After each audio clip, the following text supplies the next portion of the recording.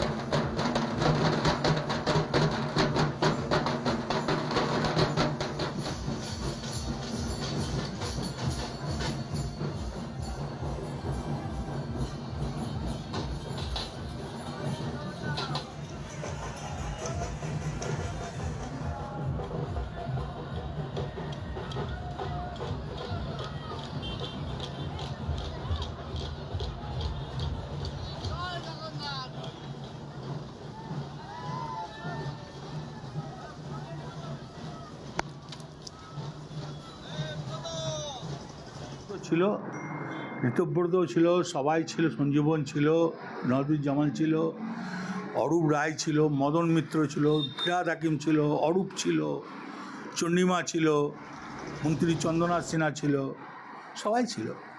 কি আলোচনা হলো মূলত? 21শে জুলাই নিয়ে আলোচনা হলো।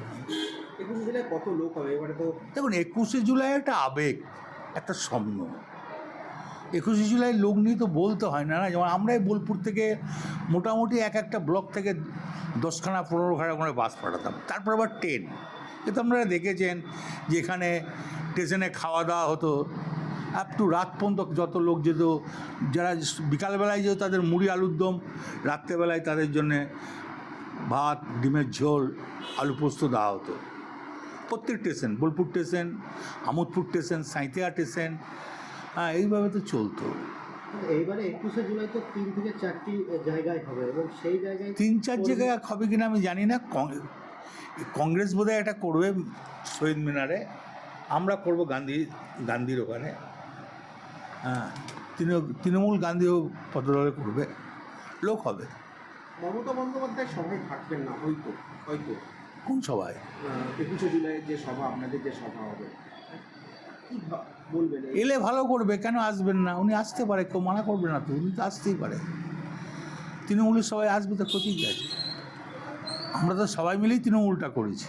দলটা যখন করি, যেদিন দল হবে সেদিন শোভনদেব চট্টোপাধ্যায়, পঙ্কজ ব্যানার্জি, গৌতম বসু, মুকুল রায়, জ্যোতির্ময় মল্লিক,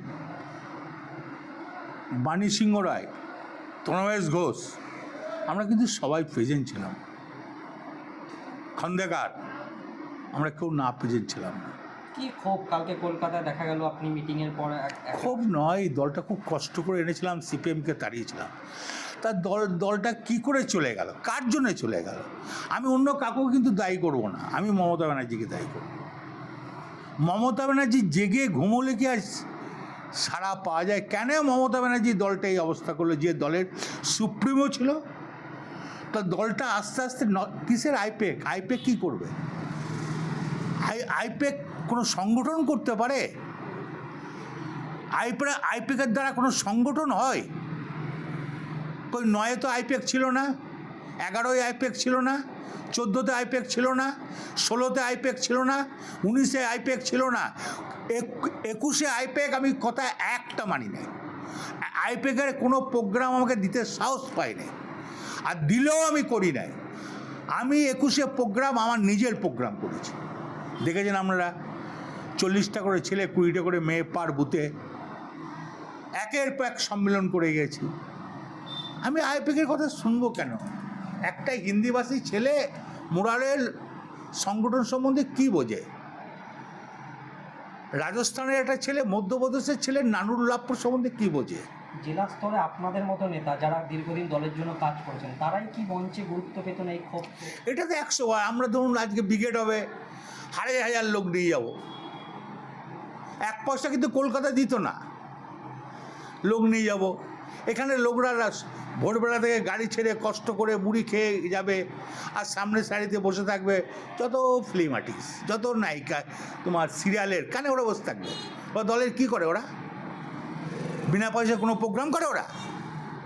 হ্যাঁ, শতাব্দী ঠিক আছে, সায়নী ঠিক আছে, কাকলি ঠিক আছে, যারা পুরনো তারা ঠিক আছে, শতাব্দী দলের জন্য করে, যেখানে পাঠায় সেখানে করে। কাকলি আজকের নয়, 40 বছর আগেকার কাকলি, দল তৈরি করে দেয় কাকলি আছে। দাদা 21-এর যখন কথা হলো, 21-এ আপনি যখন জেলায় ছিলেন, তারপরে যখন আপনি জেলে যান, রেভিনিউ নিয়ে একটা কথা বারবার উঠে আসছিল, আপনি বলছিলেন যেটা রেভিনিউ নিয়ে খুবই দেখুন, একটা কথা আমি একটা বারবার বলতে চাইছি না, আমি যখন ছিলাম গড় সাড়ে থেকে বর্ষাকাল বাদ দিলে 3 কোটি টাকা পার ডে, আর বর্ষাকাল না থাকলে 3.5 কোটি টাকা। আমি চলে যাওয়ার পর সেটা 40 লাখ পার ডে। কেন এত বড় ক্ষতিটা হলো? আমি তো মমতা ব্যানার্জিকে আমি ওনাকে এখনও শ্রদ্ধা করি, আগেও শ্রদ্ধা করতাম, সবসময় শ্রদ্ধা করি, ভালোবাসি। যা লক্ষ্মী চল যা, এখনও শ্রদ্ধা করি, তখনও শ্রদ্ধা করি, ভালোবাসি। তা আমার বক্তব্য হচ্ছে, মমতা ব্যানার্জি জানবে না? আমি তো এইটাই বলতাম যে তুমি বীরভূম থেকে বছরে যে রেভেনিউটা তুলছো সেটা দিয়ে বীরভূমে খরচ করো। তার খরচ কমে যাওয়ার কারণটা কি? তার খরচটা কমে যাওয়ার কারণ সেটা তো বলতে পারবে না, সেটা ভালো করে বলতে পারবে মমতা ব্যানার্জি, বলতে পারবে। তিনি নিশ্চয়ই সিআইডি, ডিআইডি, ইআইডি, সব কী সব আছে, সব ওদের এটা শুধুমাত্র পাথর থেকে দিলেন, তারপরেও বালি আছে, সবই আছে। আপনি দেখলেন আমি যখন ছিলাম তখন ওভারলোডিংয়ে কত টাকা উঠতো, তারপরটা দেখে সবগুলোই খোঁজ করেও দেখে নিন না। ফিরে এসে খোঁজ নিয়েছিলেন? হ্যাঁ, নিয়েছিলাম।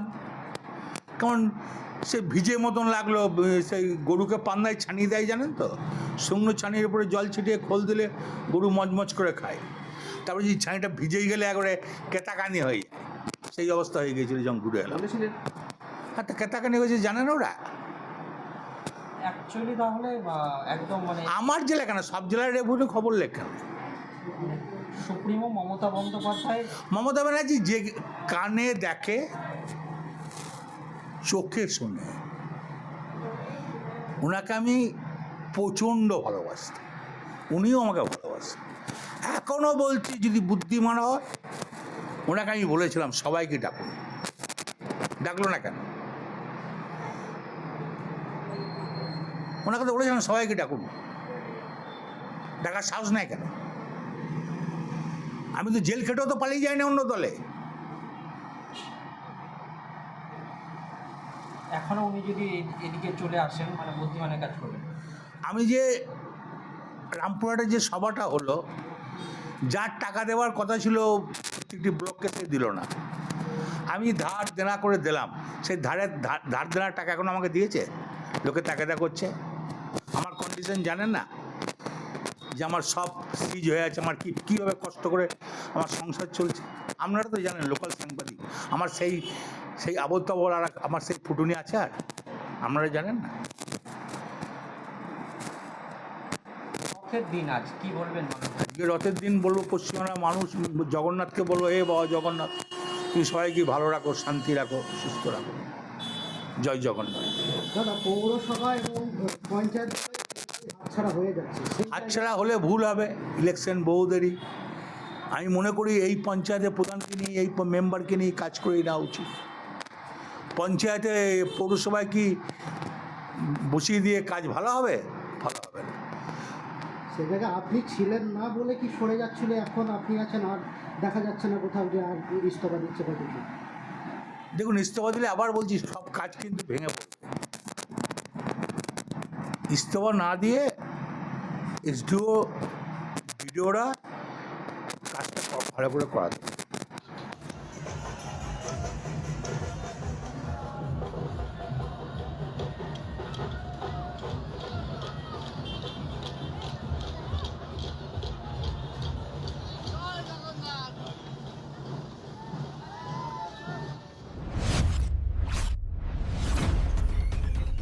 আপনারা দেখছেন টিভি নিউজ 10। আপনারা মানেই আমরা।